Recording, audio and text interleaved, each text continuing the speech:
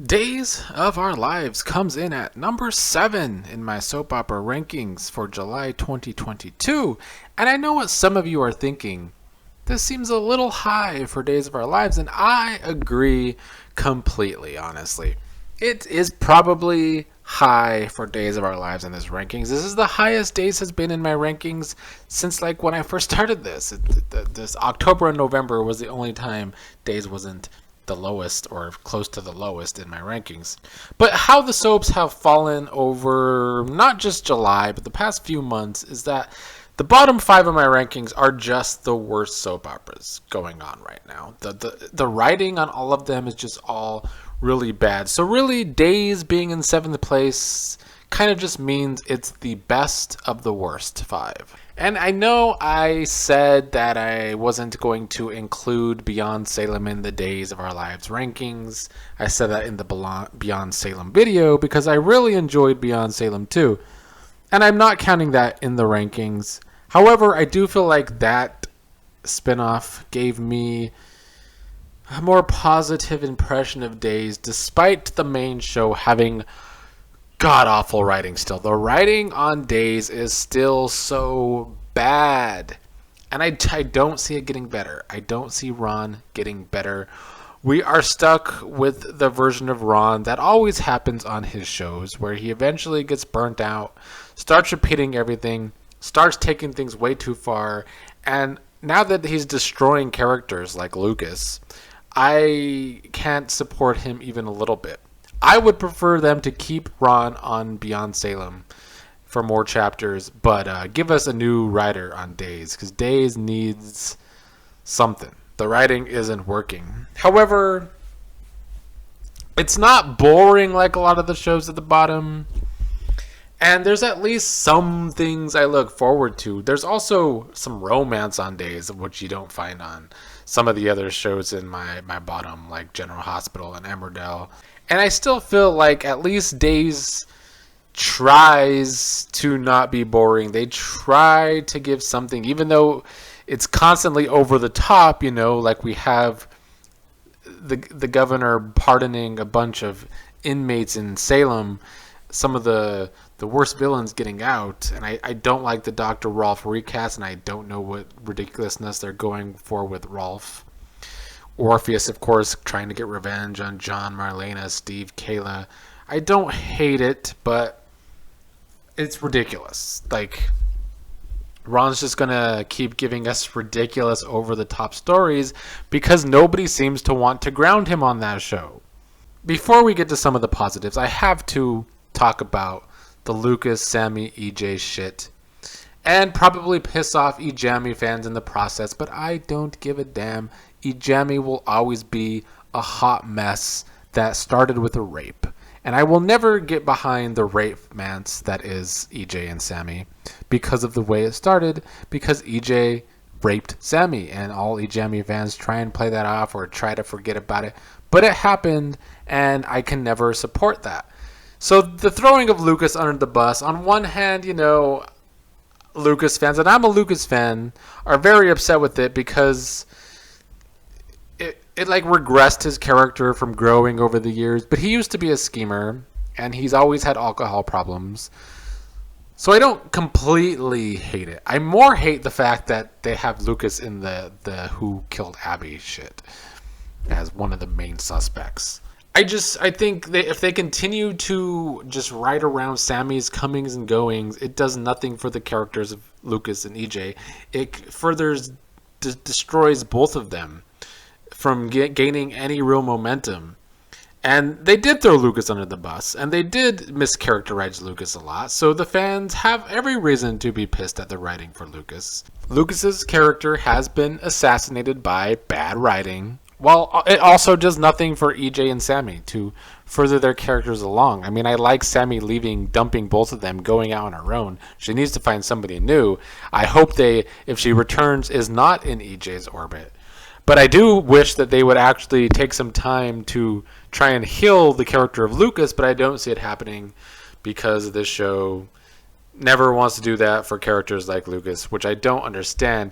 And I will always also say, when it comes to Ijami versus Lumi, I'm sorry, but no couples from the late 2000s or the 2010s will ever match characters and couples that developed in the 80s and 90s. You just won't. It just won't happen. Not because of all the history, but because of better writing during those periods. But if Samuel returns and is back in the orbit of EJ, I'm going to sink this show in my rankings again, because I will never, ever get behind EJ and Sammy as a couple because of the rape man's terrible writing this couple has always had. Other low notes, we have just a lot of people leaving. Ben and Sierra left. Lonnie off to prison. Eli leaves as well. And then we had no funeral for Abigail. No on-screen funeral, which obviously would also piss off fans. A legacy character not getting an on-screen funeral. And yet, Sammy and Lucas's wedding did have many people there, and the excuse from Ron was you couldn't have that many people on the same episode. Ron just pulls shit out of his ass for excuses, and I honestly get so sick of it. Ron on social media makes me hate his writing even more because he can never actually take negativity. He can't take criticism. The shit gets very old with Ron. It's more reasons why I've never liked Ron, and I probably never will. But I will give him credit where it's due. I enjoy Beyond Salem. However, his writing for Days, he needs to go. And we need new blood in Days. But we're going to be stuck with Ron's over-the-top writing because this show doesn't seem to want to fix that anytime soon. And they tape so far in advance that we're stuck with bad stories, bad couples like Rafe and Nicole getting married. Awful for both of those characters. The Johnny, Chanel, Allie story has had weak writing for that as well. It's just going to be Chanel's choice. They botched this triangle because of the possession story. Had to take over and go on way too long. So this possibly entertaining triangle was botched because of the writing for the possession story and all that was so bad about it. I also don't care about Sarah and Xander. They do nothing for me. Once upon a time, maybe I would have given them more of a chance, but they've made me fast forward the character of Sarah for so long now. I don't know how I could ever care about this couple with Xander. Oh yeah, and then they killed off Jake by some random fucking villain who is not important to the show. So we just have more exits here. I get that most of these people wanted to leave the show, but I don't think everybody actually wanted to leave. So that's weird. Maybe they just want to bring back Stefan. Probably the excuse to bring back Stefan. I don't know. But the character of Jake never really got over, so I won't miss the character at all. And then we have Robert Scott Wilson back on the show. Ben left, but now he's going to be playing Alexander Karyakis. I'm going to give it a chance. However, I already don't like it because it's Bonnie instead of Adrian. I have to act like I care about Bonnie and Alexander fucking having some sort of relationship. I don't. So yes, still a lot of negativity going on Days. But it is just more entertaining on a daily basis than other of the bottom 5 soap operas in my rankings. I also am very interested in the tease between Chad and Sunny. Are they going to really go there with the character of Chad, making him develop feelings for Sunny? I would be on board with it. However, people have been wanting the Chad and Will characters together for a while because of their friendship. But I guess the story maybe would be more dramatic if it's Chad and Sunny having some sort of affair with each other. I think Billy Flynn would be totally on board for the story, and it would actually I would maybe understand the reasoning for killing off Abby a little bit more.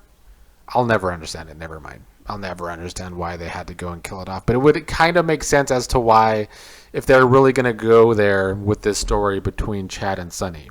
It was definitely teased. And I would be interested in seeing it develop.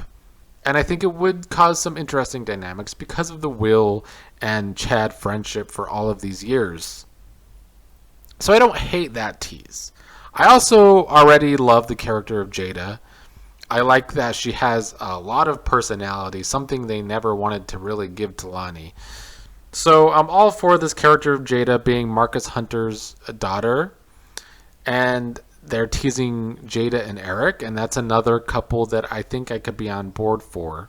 So there's two positives going on here with some possible future couplings that I find intriguing, and I do think the show can be more entertaining than a lot of these other poorly written shows.